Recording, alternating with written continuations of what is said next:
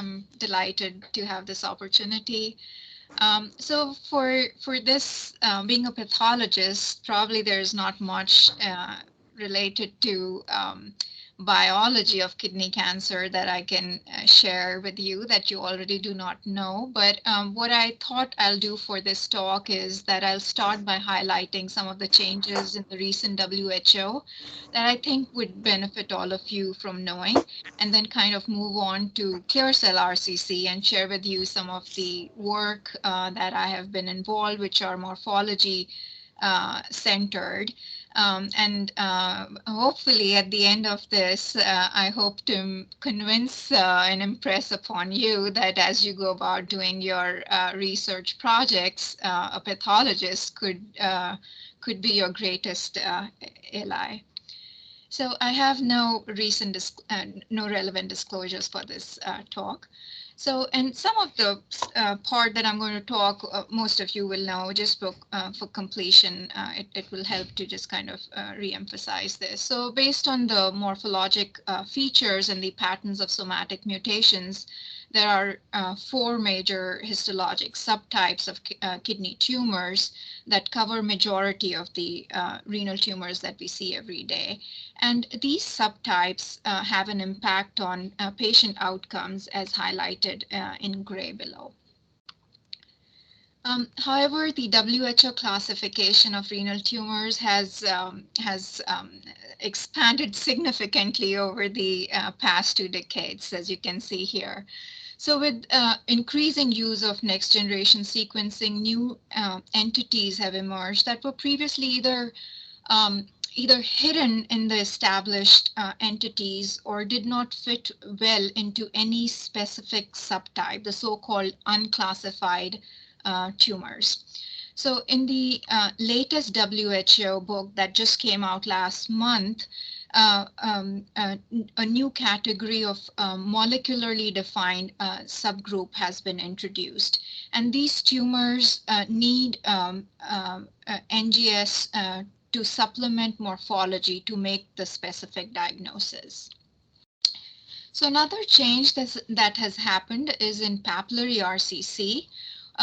Over the last few years, we have identified several novel entities that have papillary architecture that were previously classified under this umbrella terminology of type 2 papillary RCC. In order to make papillary RCC a clean entity, in the current WHO, type 1 papillary RCC is regarded as the classic papillary RCC, and subtyping into type 1 and type 2 is no longer recommended. Another change in the nomenclature is in the nomenclature of clear cell papillary RCC, now called clear cell papillary renal cell tumor, as no metastasis has been reported in this entity. And then there are a few new kids in town, and I'll talk a little bit more about these. So eosinophilic solid cystic RCC is now a recognized WHO distinct entity. The great majority of these are sporadic, though they can be, and it was first described in TSC familial setting. Most of these are females, but can also be seen in a pediatric age group where translocation RCC, its close morphologic mimic, is also in the differential. These tumors consistently demonstrate biallelic mutations in TSC2 and TSC1 genes, resulting in inactivation of mTOR complex 1 signaling. And most of these tumors behave in an indolent behavior, though a few cases with metastasis have been reported, and some of these have had complete response with Rapalog that has been also described. And morphologically, as the name suggests, these have both a solid and cystic architecture as shown here. And the cysts are lined by these hobnail arrangement of cells. The solid pattern is composed of these sheets of eosinophilic cells. The characteristic feature is the presence of these coarse cytoplasmic granules or stippling. typically RCCs do not stain with cytokeratin 20.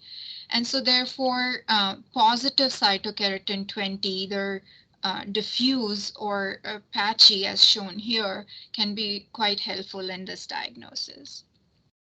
Another newly recognized entity is ELOC mutated RCC. These are very rare tumors. They are characterized by recurrent hotspot mutations in TSEB with loss of the other allele by monosomy of chromosome 8.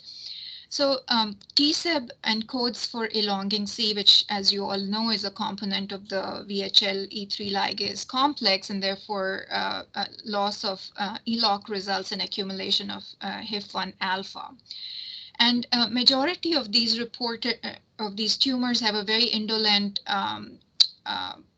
biology, though few recent cases with metastases from the Memorial Group have been also reported.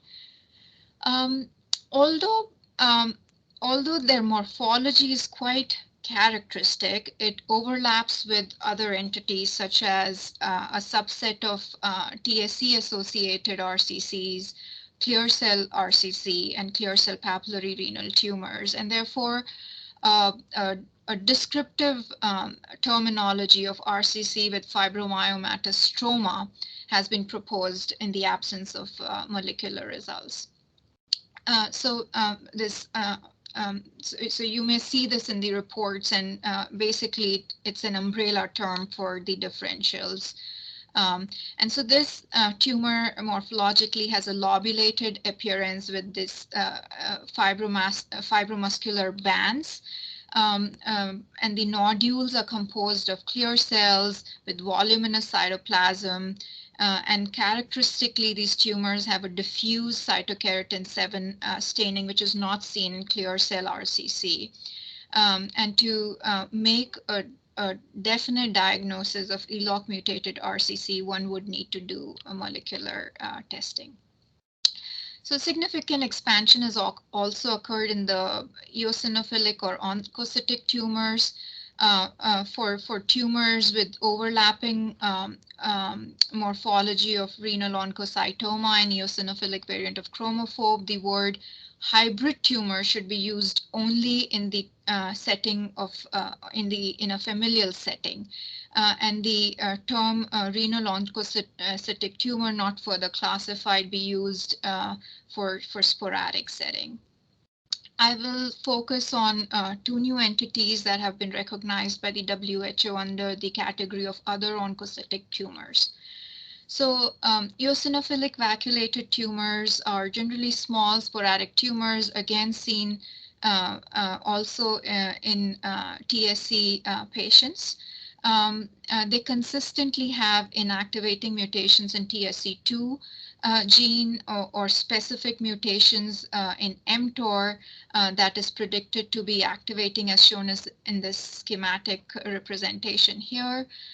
These patients also have loss of the other mTOR allele by loss of chromosome 1, resulting in significant mTOR pathway activation, as shown by the phosphoS6 IHC here. The morphology is quite characteristic, and molecular testing is not really needed. The cells have a solid, the tumor is solid, the cells have prominent intravascular cytoplasm as shown here, large nuclei with prominent viral inclusion like nucleoli. The IHC pattern can be non-specific, similar to a oncocytoma. However, these tumors can stain with cathepsin K, which can be helpful. Then low-grade oncocytic tumors, these occur typically in older age group, also seen in TSC syndromic setting, and also in sporadic and in patients with end-stage kidney disease. We recently reported a series and found all of them to have pathogenic mutations in either mTOR, so genes involved in the mTOR pathway, but unlike EVT, we observed low mTOR complex 1 activation and copy number analysis failed to reveal chromosomal 1 loss, suggesting that the wild type mTOR protein may play a role. Morphologically, they have a solid diffuse pattern. They closely resemble eosinophilic variant of chromophobe, but lack the nuclear features associated with chromophobe. And then sharply delineated edematous stromal areas with scattered individual cells as shown here, giving it this tissue culture appearance are quite characteristic. And then most characteristic is the immunohistochemical profile of CD117 negative and diffuse CK7 positive, which is dissimilar from both oncocytoma and chromophobe, can help in making this diagnosis. Though lot does share morphology with eosinophilic variant of chromophobe, we found that it has a distinct gene expression profile as shown here in the heat map.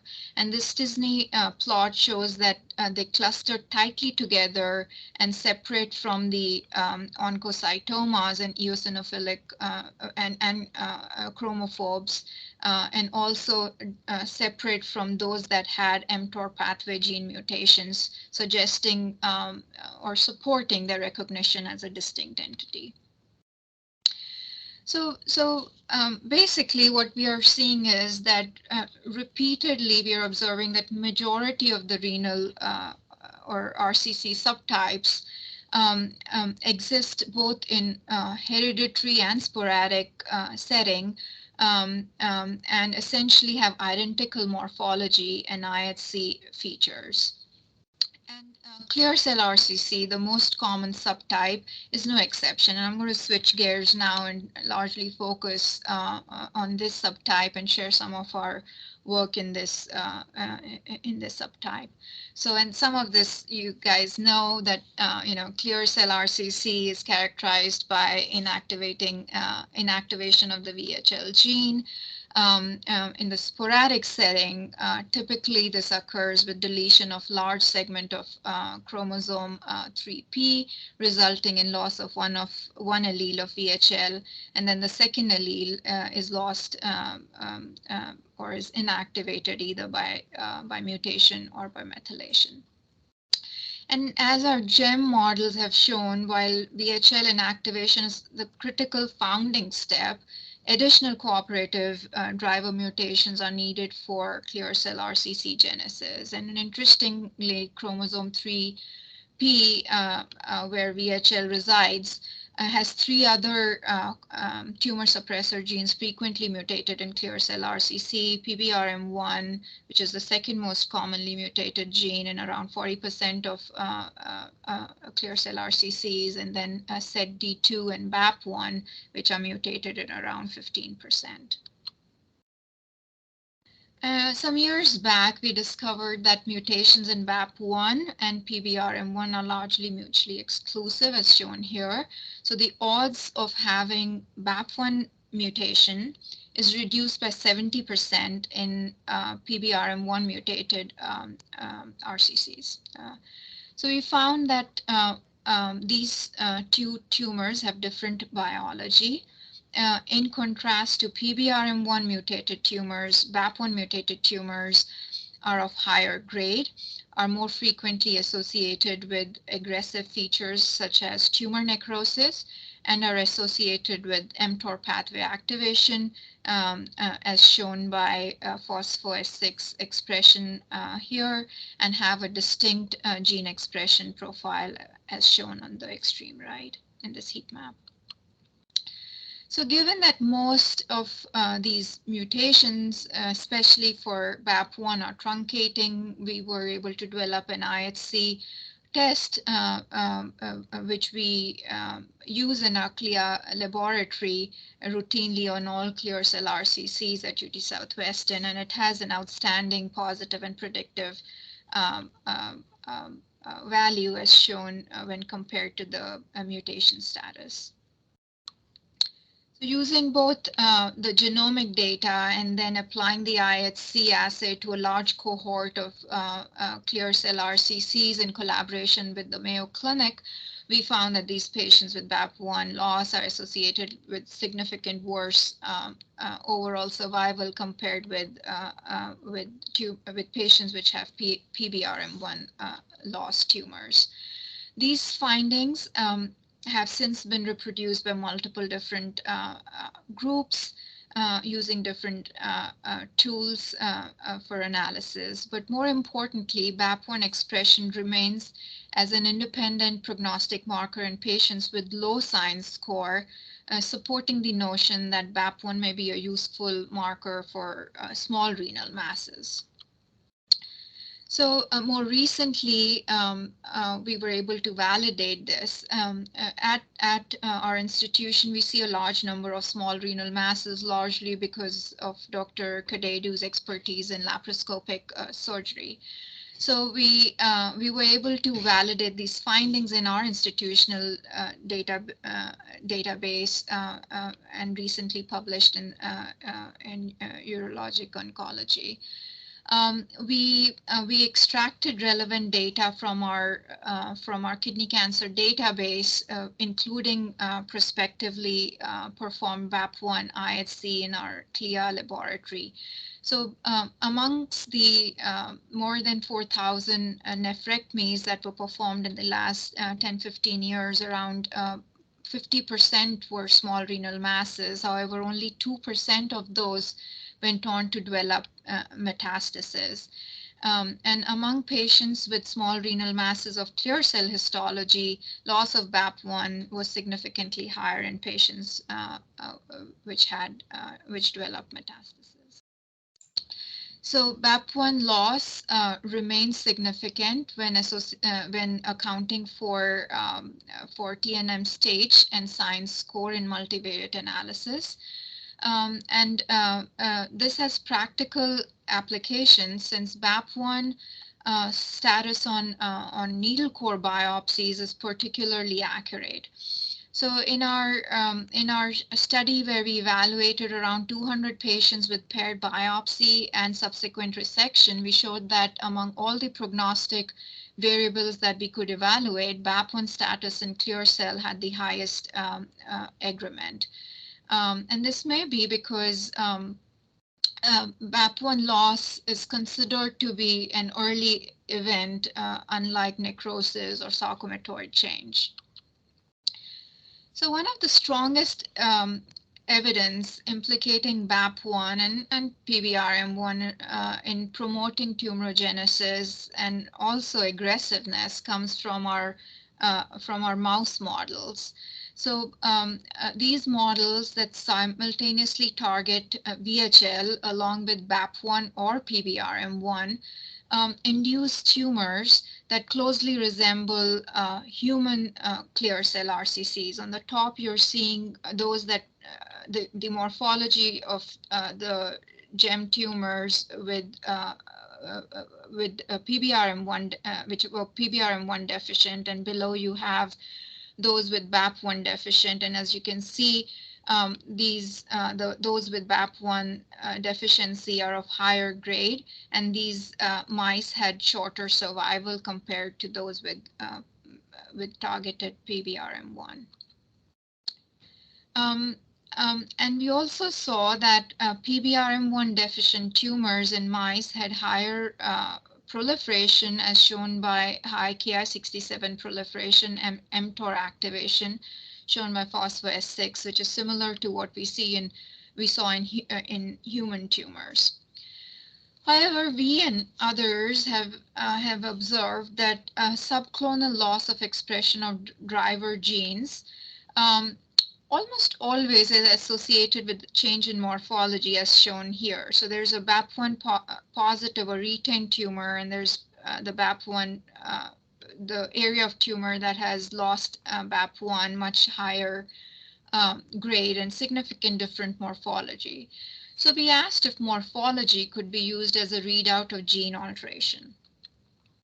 So to predict the status of commonly mutated genes from tissue morphology, we trained a deep learning model to predict um, gene mutation status from H&E stained images using the 1200 clear cell RCCs with which we had in collaboration with Mayo Clinic, where we knew the status of PBRM1, BAP1, and SETD2 based on IHC.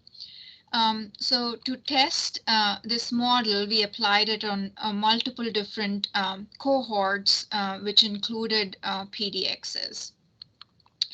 So for each gene, we trained the model and applied it to make predictions on two scales. The whole slide scale, which was done to match the bulk sequencing approaches, and then a regional scale within a slide to resolve the tumor heterogeneity. So at analysis of the whole slide images, all three gene predictions, especially BAP1, exhibited high AUC. Both in the holdout slides and in an independent cohort from the TCGA, where mutation status was known, but the H&E image may not necessarily be flanking the tissue that was used for mutation analysis. And strikingly, our model had a very high negative predictive value, as shown by this flat curve on the top. When we applied the model to images with focal BAP1 loss, as shown here, the AUC remained highly sensitive. And notably, the results remained robust even in the PDX models, where the stroma in the PDX is replaced by mouse tissue, suggesting that the morphologic phenotype that the tool was recognizing was tumor cell intrinsic and not that dependent on the stroma. So these predictions made by the model we applied on the clinical variables, and it correlated with grade as expected and shown here, but captured BAP1 signature information beyond the grade. And when we plotted Kaplan-Meier curves based on these predictions, and as shown here, the stratification of patient outcome was comparable, if not better, to that based on the IHC status. When it's correlated with the grade, I mean, is that the grade heterogeneity of grade, or is that what you think that the model is just picking up, or do you think it's much more beyond that? No, so it is. It's obviously picking up beyond that, right? Yeah. So these are low grade. So that was the question: is it just picking up grade, and based on that, calling it BAP1 negative or positive? And that was the reason for plotting this. Okay. Because these are low grades, and as you can see here, it's calling some wild type and mutated, right? So there is loss on these, even though they're low grade. So something else that we observed in our GEM models and illustrated quite well here is that PBRM1 deficient tumors and BAP1 deficient tumors had different tumor microenvironment. So PBRM1 deficient tumors were very vascular, as highlighted by CD31, and were not inflamed, and this was quite different from those tumors with BAP1 in BAP1 deficient mice, suggesting that there might be a causal relationship. And these morphologic features were also seen in human clear cell RCC. So on the left, you can see the tumors in our GEM model, and on the right are those from human. And as you can see, the BAP1 are quite inflamed, and the PBRM ones are quite vascular. So to investigate this further, we performed an empiric analysis using your PDX model, where only the human tumor expands and the stroma is replaced by mouse tissue. So by subtracting um, from the patient tumor the corresponding PDX gene expression and empirically derived ETME gene expression signature was generated.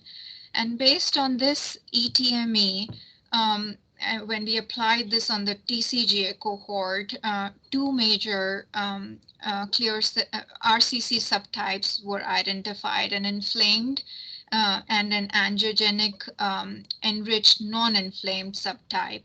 The inflamed subtype was significantly enriched for BAP1 and had strong PDL1 expression, and in contrast, the non-inflamed were enriched for PBRM1 and had an angiogenic signature. And similar observations have come out from the iMotion 151 trial that has integrated genomic analysis from a huge cohort of over 800 patients from advanced treatment-naive RCCs, predominantly clear cell subtype.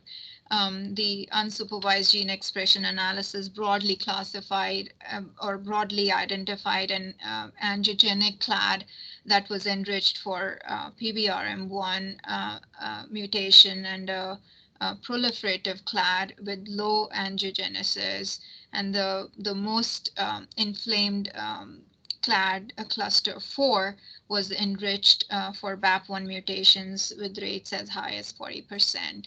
And consistently, this cluster showed the highest PDL1 expression by immunohistochemistry that was statistically significant.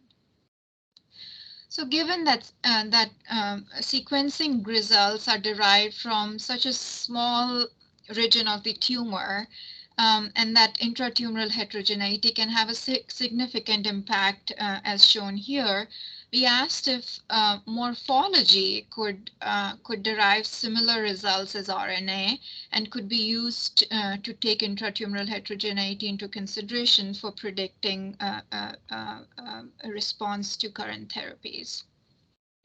So we trained a machine learning model to predict angioscore from H&E images alone.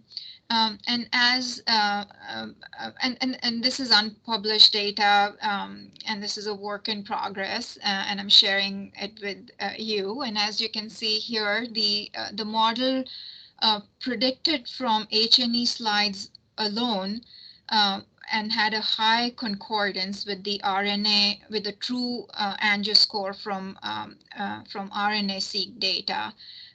From previously not seen TCGA cohort and a UT and not seen UT Southwestern cohort. And data that I'm not able to show you is that it also correlated very well with the iMotion 150 cohort. The predicted angioscore, as you can see here, correlates very well with grade and decreases as the grade progresses, and also with BAP1 mutation status. And then amongst metastatic clear cell RCC patients who received VEGF inhibitors in the front line, the predicted angioscore from the H&E slides alone, based on morphology, had similar performance when stratified based on the RNA, the angioscore from RNA-seq data, and we extended it to a larger cohort where we didn't have the RNA-seq data, but the stratification is quite similar. And then most importantly, similar results were seen based on morphology alone from the iMotion 150 cohort, similar to the data from RNA-seq angioscore. And this is all iMotion 150 cohort. So thus far, what I have shown is that morphology can serve as a surrogate for both the mutation status and also for tumor microenvironment. And in the next 15 minutes or so, I would like to show you that it can also serve as a surrogate for tumor heterogeneity and tumor evolution. So, you know, as you all know, over the past 2 or more decades, millions of dollars have been spent in prognostic and predictive biomarker research. And yet, morphology remains the gold standard for cancer diagnosis and prognosis in clinical practice. Um, However, currently, clear cell prognosis or grading is largely based on the highest nucleolar size, and intratumoral heterogeneity um, is largely just ignored. And as you can see from the series of cases in this slide, there is quite prominent intratumoral heterogeneity, which could influence prognosis, as TRACER-X data has showed. So we embarked on this project a few years back to assess the association of morphologic patterns that have been that we've observed over years, um, and see how they correlate with clinical and genetic heterogeneity. So we attempted to deconvolute clear cell RCC phenotypes along 3 axes shown here: cytology, architecture, and microenvironment, and then comprehensively evaluated around 150 clear cell RCC patients that had follow-up for more than 1.5 years. And we evaluated them for these 33 different parameters. So in order to minimize inter-observer variability, we went about this study in the following way. The analysis was carried out by 2 pathologists. I was there, and our current and our GU fellow. So to comprehensively capture all the different patterns present in clear cell RCC, we first evaluated 100 tumors and generated an atlas, made definitions and images that served as a reference. Then using this ontology, we comprehensively evaluated the remaining cases. And then all high-grade tumors and tumors that had more than 2 patterns were evaluated by both of us, and we had a concordance of around 95%. So we observed 9 distinct frequent architectural patterns shown here, and their frequencies are listed. So all these different patterns, which look so different, are today called clear cell RCCs, right? You can see all these different patterns. Although multiple patterns were often found in a single tumor, we found that the presence of specific patterns correlated with known prognostic variables that are assigned to the entire tumor, right? So like nucleolar grade, PT and TNM stage, and the development of metastasis. And they also correlated with significant worse outcomes compared to tumors that did not have these specific patterns, as shown here. Similarly, a subset of the 11 cytologic features and 13 tumor microenvironment features that we evaluated were also associated with known aggressive features and with disease-free survival. So it was reassuring to find that variables such as sarcomatoid, rhabdoid, tumor necrosis, which are known variables of aggressiveness, showed poor outcomes. However, we found other features that have not been characterized, such as infiltration into renal parenchyma, presence of intratumoral neutrophils, or nodular growth patterns to be associated with aggressive behavior.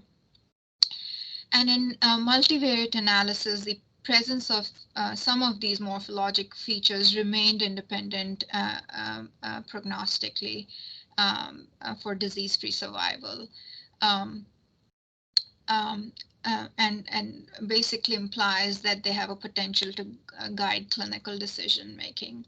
So one such example is that out of 116 tumors that had infiltration into the renal parenchyma, 32 showed did not go into the renal sinus. So these would be categorized today as PT2 tumors. However, 40% of these tumors went on to develop metastasis. So, we were able to identify features that are currently not recognized. But for simplification, because it's just hard to evaluate 33 different parameters, one could just purely based on architecture have three prominent groups that have progressive worse survival as shown here. So that was all morphology based, and we sought to find ways how to validate these findings. So Jim Bruguroles has this large PDX platform in clear cell RCC where he's shown that stable engraftment of a primary tumor predicts for poor survival. And in some ways, engraftment is akin to metastasis. So we queried our cohort for engraftment. So of our cohort, 150 tumors were implanted in mice, including several different regions with different patterns that were implanted, and 23 engrafted in mice. And we found that the frequency of stable engraftment was significantly higher for the aggressive patterns when compared to the indolent patterns. We also observed widespread intratumoral heterogeneity and in terms of these morphologic patterns with an average of 3 patterns per tumor. So we asked if morphologic intratumoral heterogeneity predicted an evolutionary process where early smaller tumors had fewer architectural patterns compared to more advanced larger tumors, and indeed the number of patterns and tumors increased with size.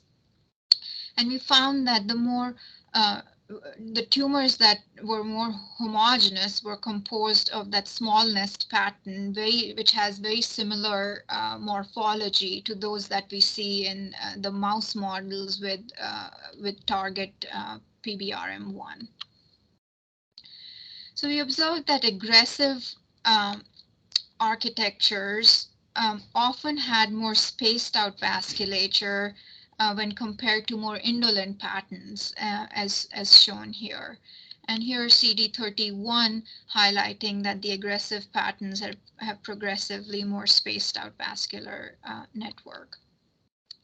So since VEGF inhibitors are routinely used in clear cell RCC, we asked if there was an association with drug sensitivity. And among patients that received VEGF inhibitors in frontline, patients with tumors with more spaced out vasculature had shorter time to progression. And this association was particularly noteworthy in patients with pancreatic metastasis, where we found that metastasis to pancreas was composed of more indolent, that small nested pattern, which were enriched for vasculature, devoid for inflammation, and significantly enriched for PBRM1 loss. And these primary tumors lacked intratumoral heterogeneity, unlike the more typical tumors with metastasis to other organs. And this cohort greatly benefited from VEGF inhibitors, and this benefit was not seen in patients that received checkpoint inhibitors. So also in a subset of tumors, we observed that the advanced patterns seem to outgrow the more indolent patterns, often replacing it, and the more indolent patterns were present in a very small rim in the periphery, which could be missed if you were to blindly um, sequence these cases. And these findings have now also more recently been shown by the multi-regional sequencing from the TracerX group. Another observation we found with tumors that develop thrombi. So thrombus formation is, as you all know, a late time point event in the evolution of clear cell RCCs, and we compared the architecture of the primary tumor with that of the matched thrombi. We observed that patterns in the thrombi were almost always present in the primary tumor, and that the rate of transition from primary tumor to the thrombus was higher for the advanced patterns. These findings we have now been able to confirm in an independent cohort, where we have shown that patients with more aggressive morphology in their thrombi have higher frequency of developing metastasis. And some of our findings have now been validated by two outside groups. So this group, using our vascular-based architecture, showed that this classification outperformed existing models such as SIGN group and UCLA risk groups, and predicted recurrence-free survival better. They also showed that this architectural pattern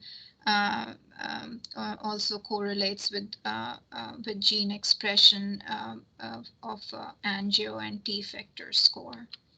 And similarly, another group has used our architectures to confirm that they correlate with clinical outcomes.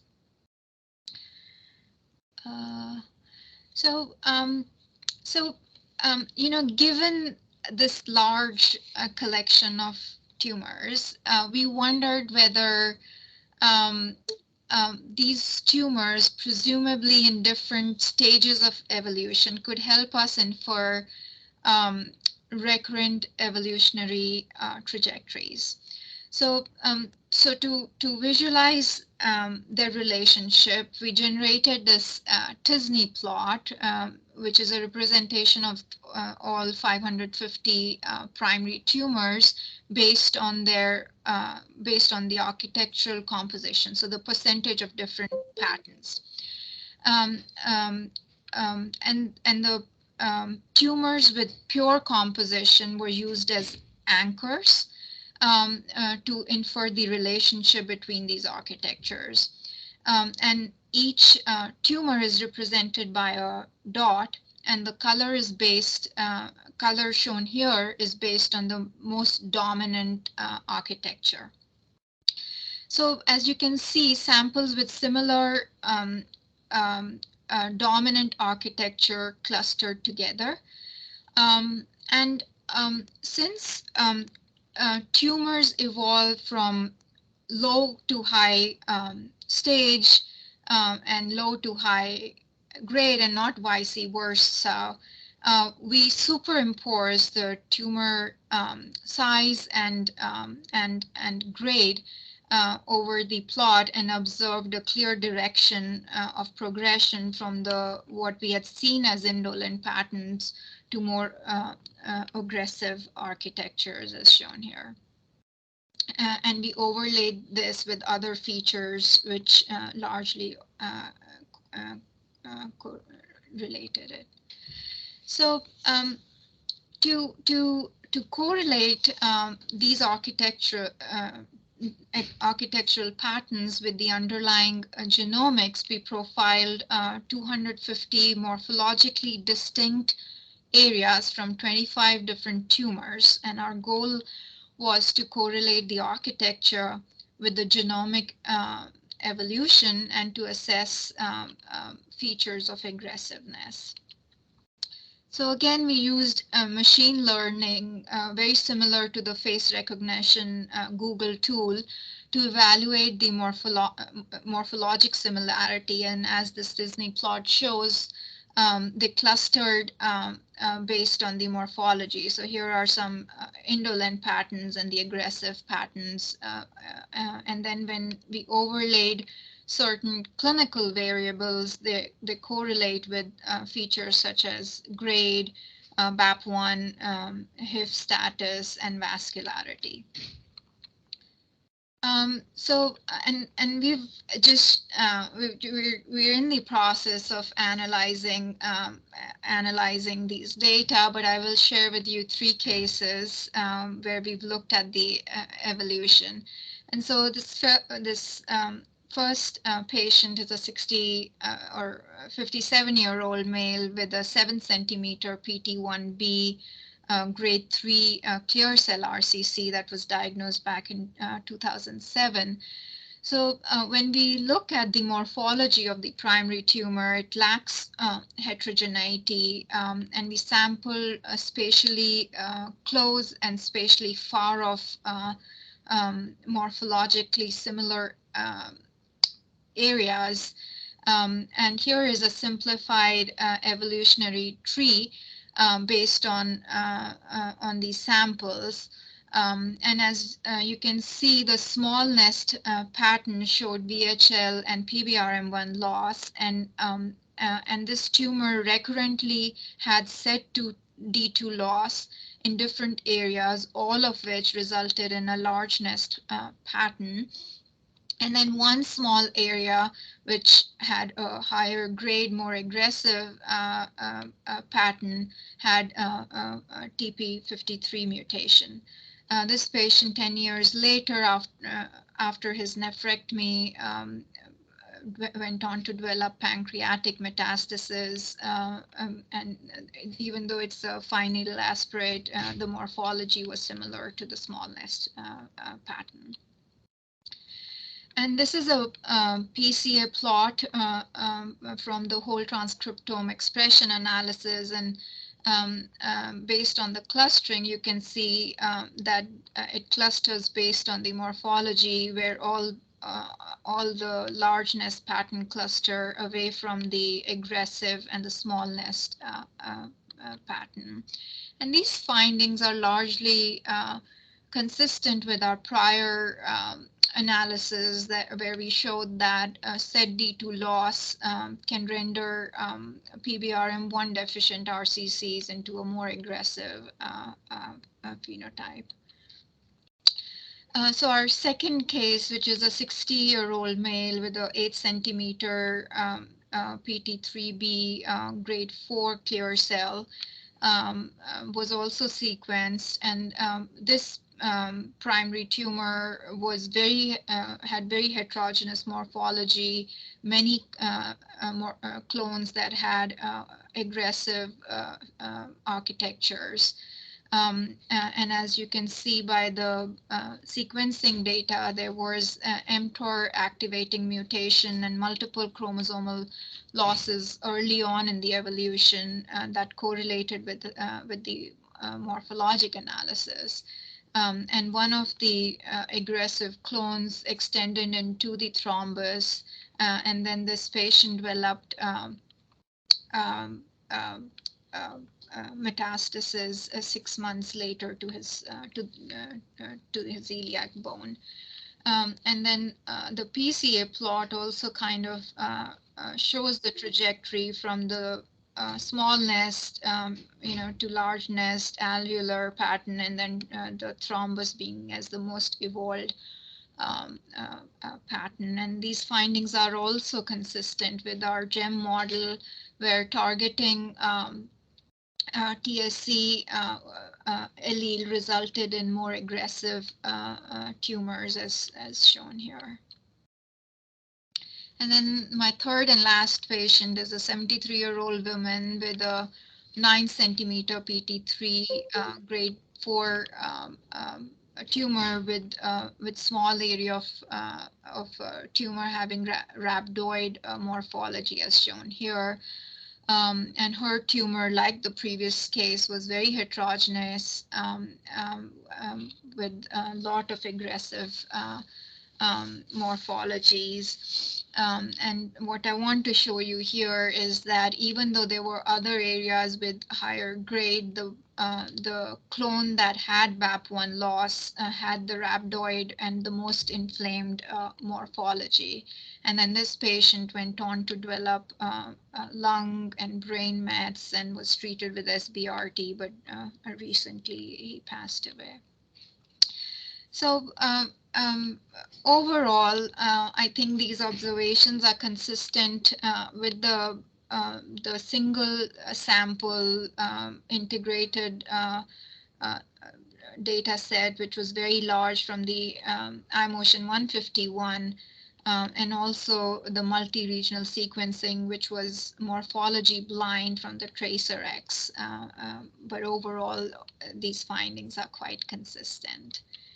And with that, I think I would like to acknowledge some of the people without which this work would be not possible. Jim Brugarola specifically, who leads our kidney cancer program, and who has made these exceptional resources available, and exceedingly collegial clinical and research team, and to various funding resources. And I am happy to take any questions if you have.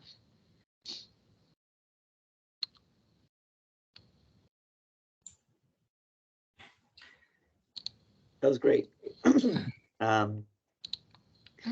Payal, do you want to talk a little bit about, from the machine learning aspect on the looking at sort of transcriptomic profiles? Do you, similar to how you went into BAP1 and the morphology and grade, do you have a sense of like maybe what the model was picking up there as far as angiogenesis scoring?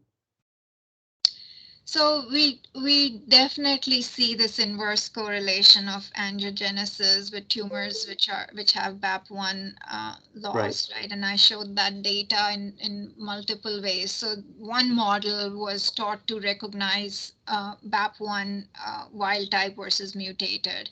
That correlated with inversely with angiogenesis, and then the second model was taught to recognize vasculature.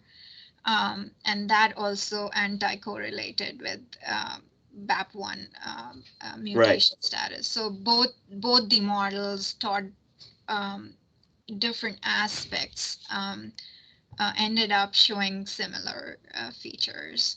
And I think the most important data, so in human samples, the problem is that especially with these early mutations, they go on to acquire other mutations, right? So the data can be quite confounding by other mutations that the tumor acquires. But the GEM data is just the most powerful, where you are targeting specific genes. So the environment is so controlled, and there you're seeing these effects. So I think that data to me is the most compelling.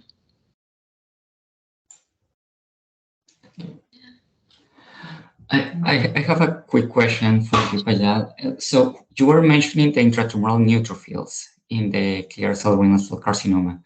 I was wondering, what are your thoughts in terms of, are these actually neutrophils? Are these more like GMDSCs? Or it's just the necrosis that is happening? What are your thoughts in terms of that feature? Yeah. So both of them can lead to increased neutrophils. So you can have areas of necrosis, and then you'll have a lot of neutrophilic infiltration. But there are other tumors, and this could be the myeloid phenotype from the iMotion 150, which correlates with this exhausted phenotype where they don't respond to checkpoint inhibitors, right? So we do not see neutrophils in low-grade tumors. We do not see neutrophils in those tumors which have a lot of vasculature. When do we see neutrophils? We see neutrophils either in the very necrotic tumors or in the very high-grade tumors where you see a lot of um, um, those with rhabdoid change. But not all high grade have neutrophils. So there could be a correlation with that myeloid phenotype and resistance to checkpoint inhibitors. I think we haven't looked at it, um, with that question in mind, but it could definitely be worth looking at. Thank you so much. Yeah. I Thank think you. we are Okay. just on time. You're on So, time. Lovely. But yeah, this is, I think, a great platform. And if, as questions arise and you feel like there's opportunities for collaboration, please feel free to reach out. And, there are infinite questions in science. So you try to address one and five more come